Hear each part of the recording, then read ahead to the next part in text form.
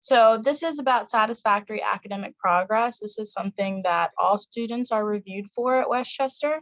And I'm going to go through what satisfactory academic progress is, what constitutes what we look at when we run SAP. If you don't meet SAP, how to appeal that process. And then we'll go over the state grant SAP process. And my name is Katrina Kelly. I'm one of the assistant directors here at Westchester. I oversee satisfactory academic progress for all students, for federal satisfactory academic progress, as well as all state grant related satisfactory academic progress.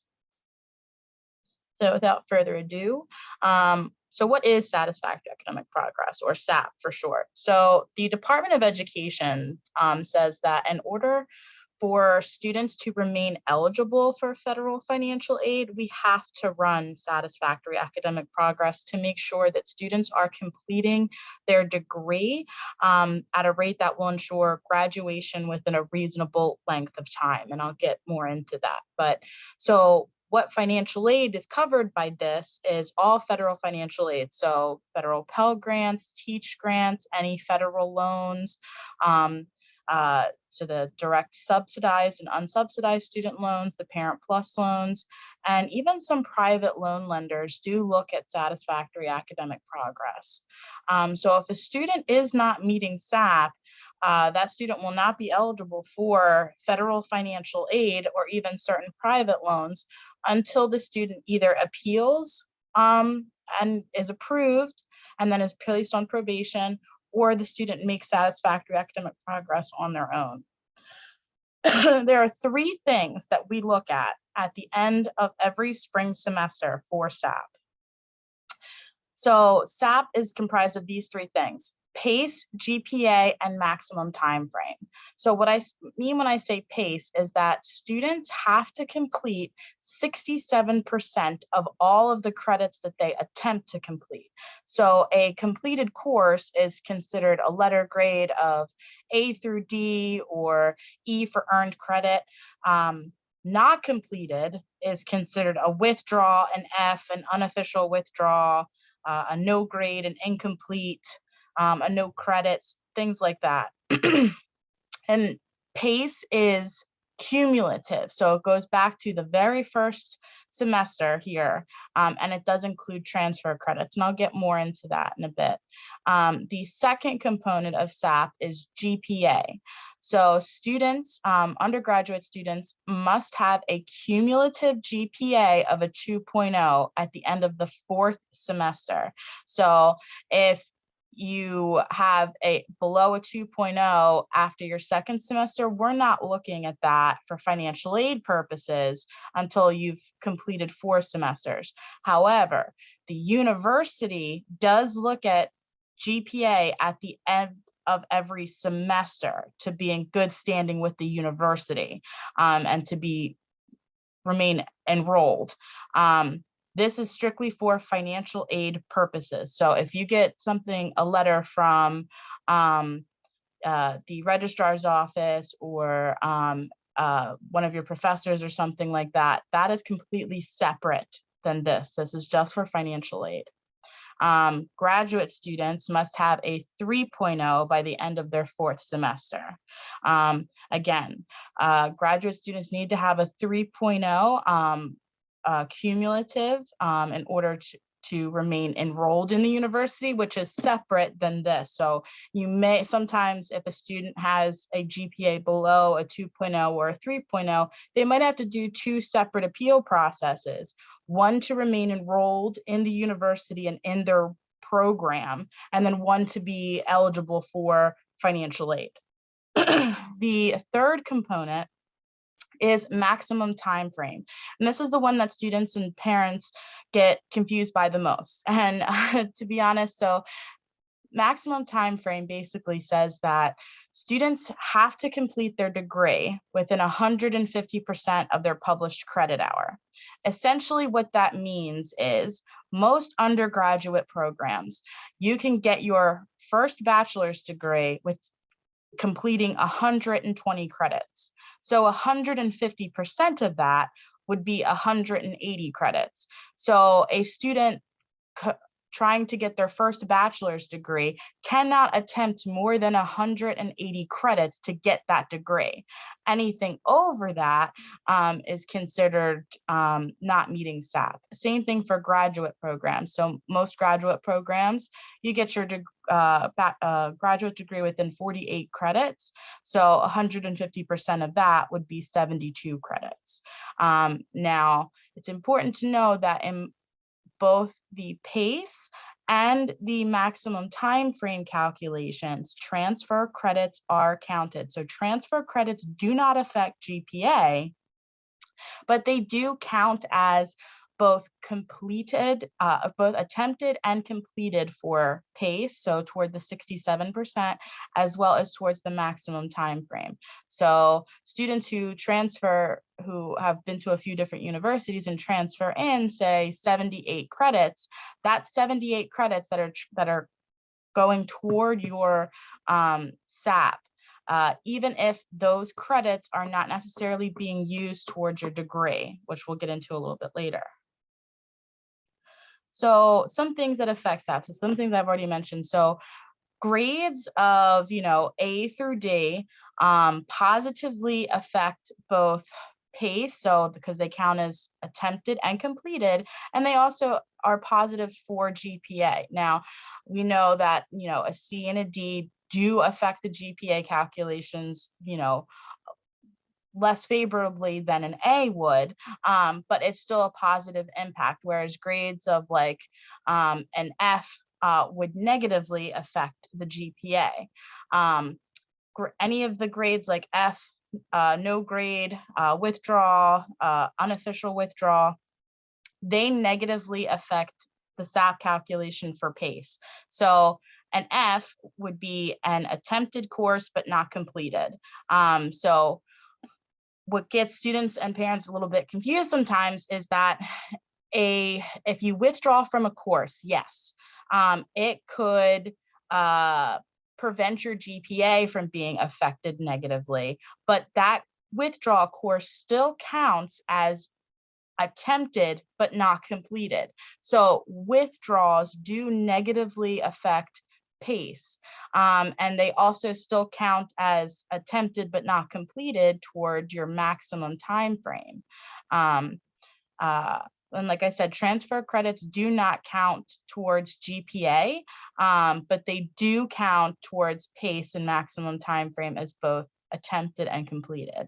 So the biggest rule of thumb is that if you're considering withdrawing from either a course or withdrawing from an entire semester, it's always best to check with the financial aid office prior to making any changes to your schedule, as that can affect your current and future financial aid, because withdrawing does affect PACE and maximum time frame, but they do not affect, withdrawing specifically does not affect GPA, which is why sometimes it may be in your best interest for your GPA and for your standing in the university to withdraw, but it could affect your PACE and your maximum time frame, and therefore your satisfactory academic progress. Now, withdrawing from one course, and if you've never withdrawn before, might not have that big of an impact as to say if you've withdrawn numerous times or withdrawn from entire semesters. Those are kind of what we're looking at. But the biggest takeaway, if I can tell anybody, is that if you're making any type of schedule changes, either in the beginning of the semester or during the semester, to contact financial aid to see how it would affect your financial aid, both at the time and in the future. Okay. Just going to ask that everyone stay on mute. Thank you. And like I said, if you do have any questions or if I'm going too fast, just put that in the chat and we can go over things at the end.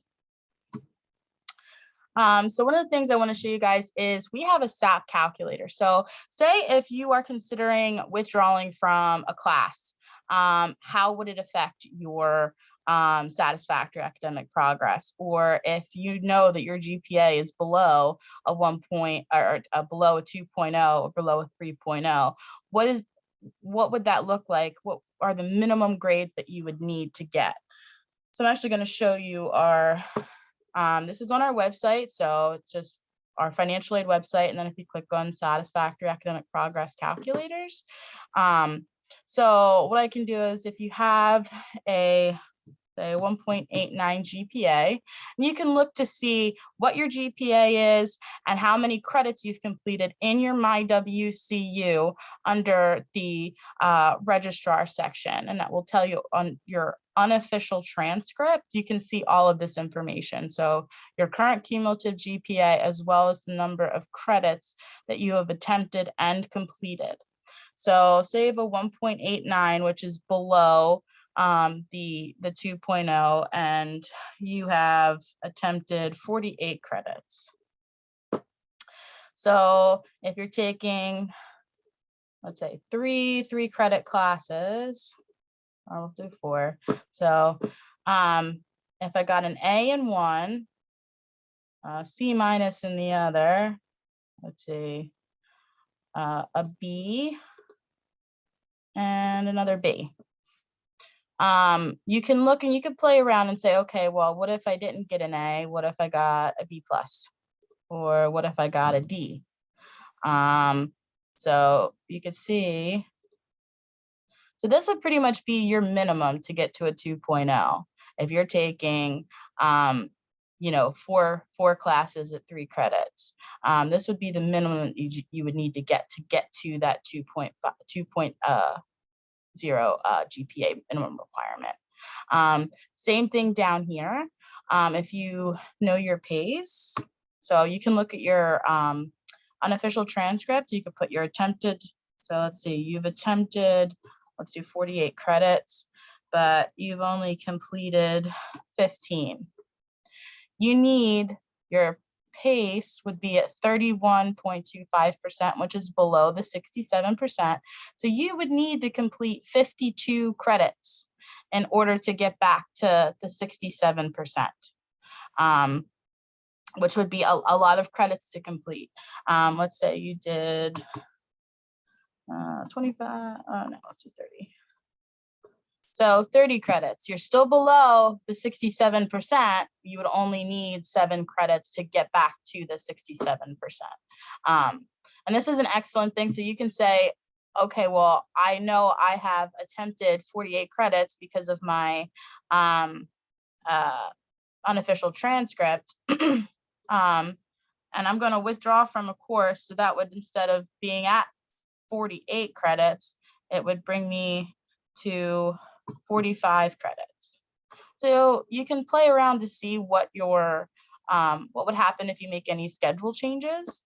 And also on here, it does reiterate what the grades are. So you can see the grades that are excluded from the GPA calculation here, as well as any transfer credits, which you can also see on your unofficial transcript. So that's our GPA calculator. And this is one of the things that we use when the financial aid counselors are meeting with students to go over with students who are not meeting SAP and who have appealed. So students are notified at the end of every spring semester. We sent out notifications in May, late May, early June, to students who were not meeting satisfactory academic progress at the end of the spring 2022 semester, which means that they are not eligible for financial aid for the summer 22 semester, fall 22, or spring 23 semester. And students are notified that they're not meeting via email, and the email will has prompted students to go to their Campus Logic account, and that gives you the details of why you're not meeting SAP. So it's going to be either, you know, one of the 3 reasons, so either GPA, pace, or maximum time frame, or sometimes a combination of the 2. If you're not meeting SAP, that is how you will see that you're not meeting SAP, which is in Campus Logic, and that is where you will actually do the appeal as well. Everything is uploaded through Campus Logic, so there's no like paper or anything like that. This is kind of like a an example of what the student will see when they first log into Campus Logic with the notification that the SAP appeal requires their attention. And then you can click on the SAP appeal within the portal, and it will tell you specifically why and then the instructions. And then when I go there, for students who aren't making SAP for maximum time frame, there is a special document that we need that needs to be uploaded, which I'll go into. So that's the notification that students get. Students can log into their MyWCU and see it as an alert tile, as a to-do list item. You can click on that and it will say you can complete the SAP appeal. And then again, it will give you instructions to Campus Logic, this is the website. So students upload all documentation to Campus Logic. The process is, once the appeal is submitted, it would take up to 10 to 14 business days during peak season, which is right now, for it to be reviewed. So simply completing the SAP appeal is not the end of the process. So once the appeal is completed, a financial aid counselor will reach out to schedule an appointment to discuss the financial aid academic recovery plan. Students who complete the appeal but fail to meet with a financial aid counselor by the appeal deadline that will result in the appeal being denied. It is important that students, once they submit the appeal, continue to check their email to schedule an appointment within the 10 to 14 business days once it's submitted. The financial aid academic recovery plan essentially states that, because in financial aid, so it's not a academic recovery plan by an advisor. So when you meet with a financial aid counselor, the counselor is not going to tell you what classes to take, how many credits, or when to take those classes, because we're not academic advisors. It's simply for financial aid. And it specifically states that whatever semester you're appealing for, you have to complete all of your courses with a letter grade of A through D. So the financial aid counselors do not really go into the details of what classes you're taking, except that you have to complete all of those courses. And then they will give you resources and tips on how to do that, how to complete those courses, like going to the LARC Center, the Learning Assistance Resource Center, getting a tutor, an academic success coach, visiting the counseling center, the student health center, depending on, the conversation with the student. So those are all good resources to complete courses. It's important to know that if the appeal is approved, the student would then be put on financial aid probation for 1 semester. At the end of the probationary period, the student would be reviewed to make sure that they met the terms of their academic recovery plan. For example, completing all of their courses. If the student got an F, a no grade, an AU, W, any of those grades, the probationary period would end and the student would no longer be eligible for financial aid again. Students can reappeal if they don't meet the terms of their first appeal and their first probationary period. A student can appeal for an unlimited number of times, technically, but the second appeal has to be completely different reason than the previous appeal. So it has to be completely unrelated. And I'll go over some examples of appeal reasons in a second. But it's important to know that if a student is put on the probationary period, that they have to complete all of their courses for that probationary period. Failure to do so will result in denial for future semesters. You can reappeal, but any appeal after the initial may go to the financial aid committee for a second level review. Third and fourth appeals are typically automatically sent to the committee for review to make sure that the committee may reach out to the student to schedule a separate appointment than just with the financial aid counselor. So some examples of acceptable reasons to appeal for satisfactory academic progress. So when you're in there, these examples are given. So if a student in the previous academic year had a death of an immediate family member.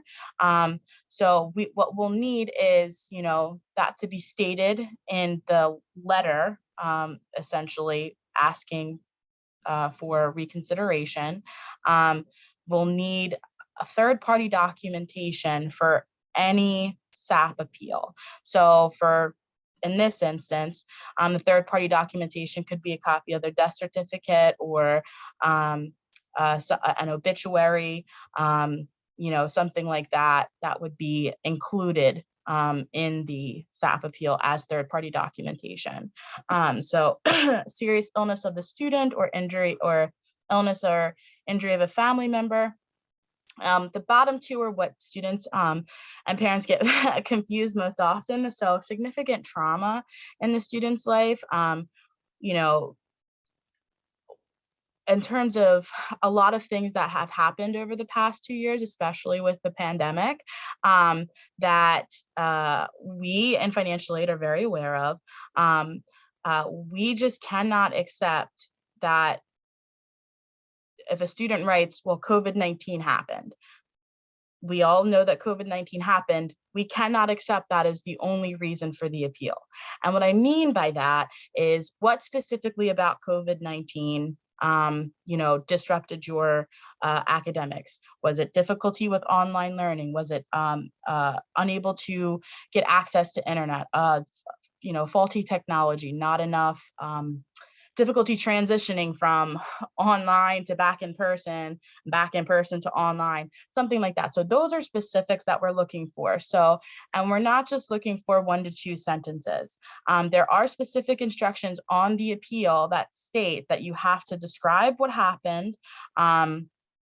You can provide as much detail as you want, describe what happened, and then also describe what has changed moving forward.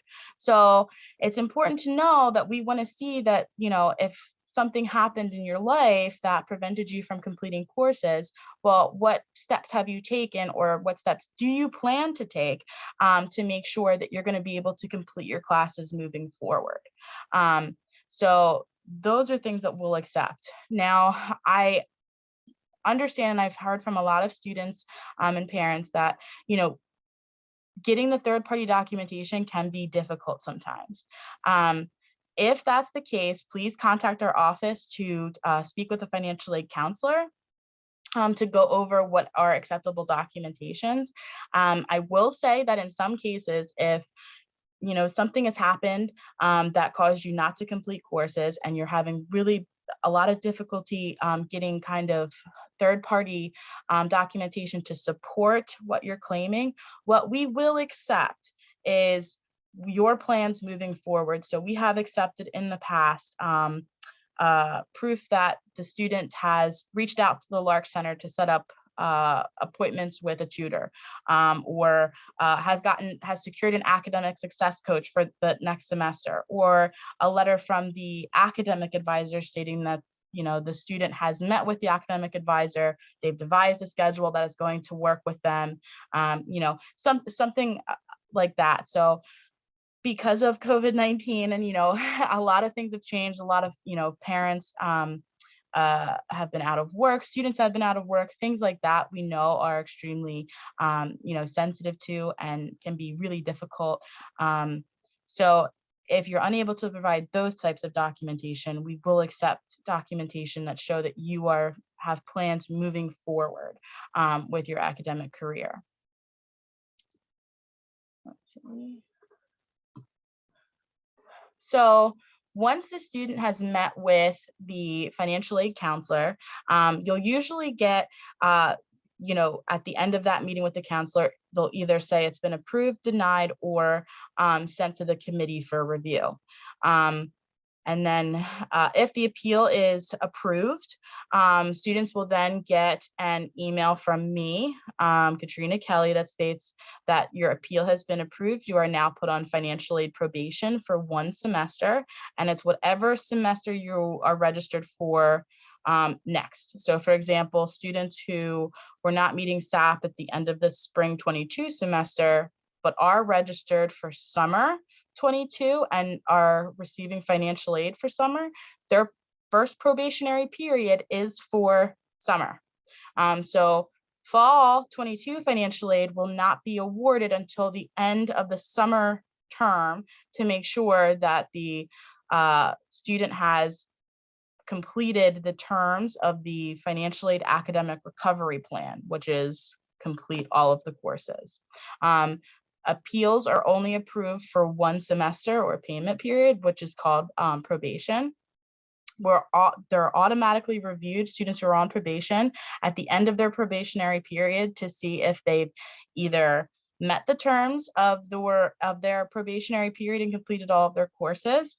So even if a student is still not meeting satisfactory academic progress after 1 semester, we can extend probation as long as the terms of the academic recovery plan are met. Or if the student has not met the terms of the academic recovery plan, then they are no longer on probation, and their only options are to either pay out of pocket for the next semester, or to re-appeal for a different reason completely unrelated to any previous appeals. If the appeal is denied, so the initial appeal, so if a student meets with the counselor and the counselor denies the appeal, the student does have the option to appeal that decision to me, which in that case, I will review the appeal and may need additional documentation to support that, and then it could go to the committee. There are some private loan lenders that do not require satisfactory academic progress, and students can view a historical list of our loan lenders that Westchester students use most often and filter it by SAP, and then a list of loan lenders who don't look at SAP will be shown there. So that was all federal financial aid and federal SAP. So students who live in the state of Pennsylvania and receive a PA state grant, they are also checked for satisfactory academic progress for FIA, which is the Pennsylvania Higher Education Assistance Agency, who oversees all and administers the PA state grant program. Now, it's a little different than federal SAP. So for PA state grant SAP, they just look at the number of credits you've completed. So if in the fall 21 semester, the student was registered full-time, so at least 12 credits, and in the spring 22 semester, the student was enrolled in at least 12 credits full-time and received a full-time state grant in the fall and a full-time state grant in the spring, FIA says as long as that student completed a minimum of 24 credits by the end of the academic year, they are eligible for the PA state grant in the next academic year, in the next semester. Same thing for students who have received part-time state grant. So essentially each semester in the preceding year, you have to complete the minimum number of credits for the state grant that you receive. So a part-time state grant, you have to complete at least 6 credits. If a student does not meet PA state grant satisfactory academic progress, which is something we're currently reviewing at Westchester now, students who are not meeting satisfactory academic progress for PA state grant for the fall 22 semester will be notified starting next week. And they will be emailed letting them know that they are not meeting satisfactory academic progress for FIA, and the academic progress exception form will be attached. Now, this form is completed by the student, and then it is sent back to Westchester.